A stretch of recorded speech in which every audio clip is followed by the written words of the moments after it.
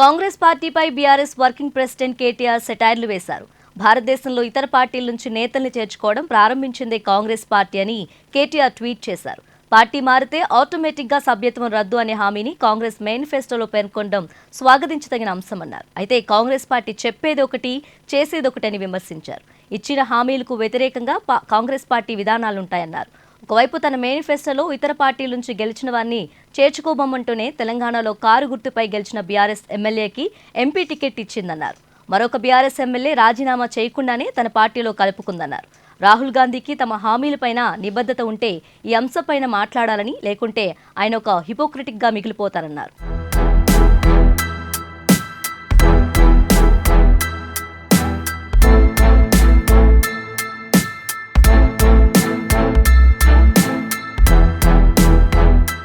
రాబోయే సార్వత్రిక ఎన్నికల కోసం కాంగ్రెస్ పార్టీ నిన్న మేనిఫెస్టో రిలీజ్ చేసింది.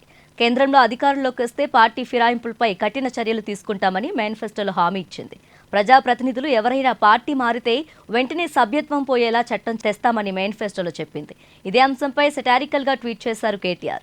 దేశంలో పార్టీ ఫిరాయింపులు, అయారాం గయారాం సంస్కృతిని ప్రోత్సహించిన కాంగ్రెస్ ఇప్పుడు మనసు మార్చుకున్నట్లు కనిపిస్తుందన్నారు.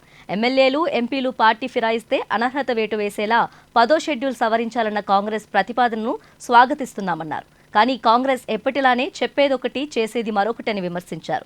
ఇప్పటికైనా బీఆర్ఎస్ నుంచి చేరిన 2 ఎమ్మెల్యేలతో రాజీనామా చేయించాలని, లేదా స్పీకర్ ద్వారా అనర్హత వేటు వేయించాలని రాహుల్ గాంధీకి కేటీఆర్ సవాల్ విసిరారు.